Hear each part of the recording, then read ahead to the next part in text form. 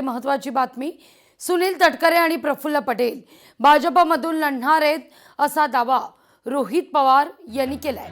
त्यांच्या दाव्यांना खळबळ उडालेली आहे।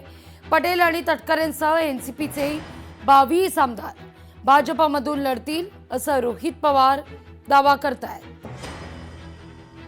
सुनील तटकरे असतील नाहीतर प्रफुल्ल पटेल असतील, काही झालं तरी भाजपमधूनच लढणार आहेत। उगाच आपण इथे टाइमपास करत बसायचं आणि कशाला, त्यांचं ठरलेलं आहे ऑलरेडी। ते ठरलेत आणि 22 आमदारांचं ठरलेलं आहे। त्याच्याबरोबर एकनाथ शिंदे साहेबांच्या काही आमदारांचं ठरलेलं आहे। त्यामुळे ज्या गोष्टी ठरल्यात त्या आपण इकडे वेडं वाकडं बोलून हे होईल ते होईल असं मोघम बोलून चालत नाही। जे आहे ते आहे, भाजपमधून ते लढणार आहेत। फक्त प्रक्रिया ही जरा फास्ट झाली। 2029च्या आधी जी प्रक्रिया व्हायला पाहिजे होती ती आधीच झाल्यामुळे आत्ताच प्रवेश करतात, पण आता प्रवेश केला तर परत इलेक्शन होईल आणि जर परत इलेक्शन तटकरेंचं त्या ठिकाणी झालं तर ते काही निवडून येणार नाही, कारण शिंदे गटच त्यांना त्या ठिकाणी पाडेल। रोहित पवार यांच्या दाव्यानं खळबळ उडालेली आहे। तटकरे प्रफुल्ल पटेल यांच्यासह राष्ट्रवादी काँग्रेसमधले 22 आमदार भाजपमधून लढणार असा दावा रोहित पवार यांनी या ठिकाणी केलेला आहे। त्यामुळे अर्थातच रोहित पवार यांच्या दाव्यानं खळबळ माजतीये। या सगळ्याविषयी बोलण्याकरता राष्ट्रवादीचे प्रवक्ते सूरज चव्हाण आपल्यासोबत जोडले गेलेले आहेत। रोहित पवार यांच्या दाव्यावर काय पहिली प्रतिक्रिया आहे? रोहितदादा पवार यांनी हे सर्व काही काल्पनिक स्टोऱ्या माध्यमामध्ये सांगून महाराष्ट्राच्या जनतेचं एंटरटेनमेंट चालू केलेलं आहे। याच्यामध्ये कुठेही सत्यता नाही। परंतु मी आपल्या माध्यमातून महाराष्ट्राच्या जनतेला मात्र एक सांगू इच्छितो की रोहितदादा पवार भविष्यामध्ये 4-5 कार्यकर्त्यासह काँग्रेसमध्ये प्रवेश करणार आहेत अशी माहिती ही आम्हाला भेटलेली आहे। त्याच्यामुळे आमच्या पक्षाचे आमदार खासदार काय करणार ह्याच्यापेक्षा त्यांच्या पक्षातले आमदार खासदार कुठल्या पक्षात आज आहेत हे त्यांनी पाहावं। उगाच अशा कपोलकल्पित कहाण्या सांगून महाराष्ट्राच्या जनतेचं एंटरटेनमेंट करू नये। रोहित पवार हे कपोलकल्पित या कहाण्या सांगतायत असा दावा तुमचा आहे, पण गेले अनेक दिवस राष्ट्रवादी काँग्रेसमध्ये तटकरे प्रफुल्ल पटेल यांच्या नाराजी संदर्भात किंवा खटके उडतायत, या सगळ्या संदर्भात चर्चा सुरू आहेत।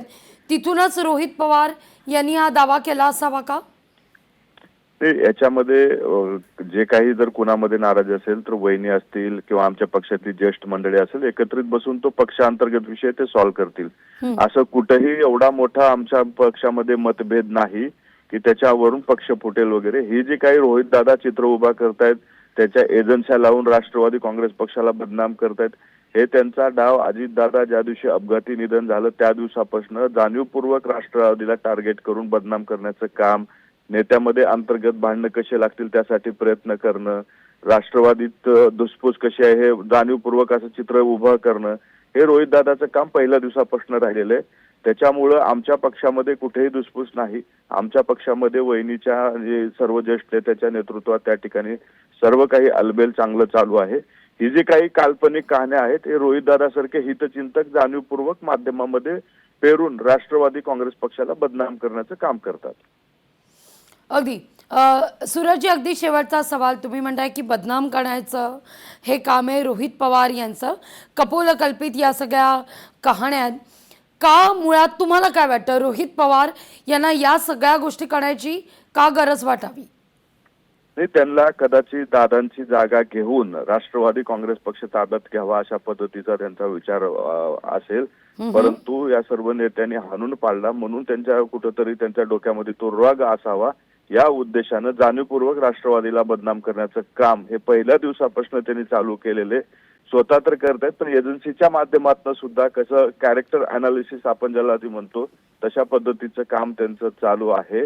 स्वतः रोहित दादा काँग्रेसमध्ये चालत हे आम्हाला माहिती आहे। येणाऱ्या काळामध्ये ते तुम्हाला काँग्रेसचे आमदार म्हणून त्या ठिकाणी दिसतील, निवडून येतील का नाही, पण ते काँग्रेसमधून निवडणूक लढणार आहेत हा एक प्रश्न आम्हाला माहिती भेटलेली आहे। त्याच्यामुळं आमचे लोक कुठे जात आहेत त्याच्यापेक्षा त्यांचं भविष्य कुठे आहे त्यांनी ते व्यवस्थित पाहावं, त्यांचे आमदार खासदार कुठे आहेत ते पाहावं, मग त्याच्यावरती चिंता करावी। आमची चिंता करण्यापेक्षा स्वतःची आणि स्वतःच्या पक्षाची चिंता त्यांनी व्यवस्थित करावी। अगदी खूप खूप धन्यवाद आमच्याशी संवाद साधला त्याबद्दल सूरजजी। उलट रोहित पवारच येणाऱ्या काही दिवसात काळात काँग्रेसमध्ये जातील असा पलटवार सूरज चव्हाण यांच्याकडून करण्यात आलेला। इतकंच नाही तर रोहित पवार कपोलकल्पित कहाण्या तयार करतायत, स्टंटबाजी करतायत असा आरोप सूरज चव्हाण यांनी केलाय. लोकशाही मराठी ऐका, पहा, जागरूक रहा.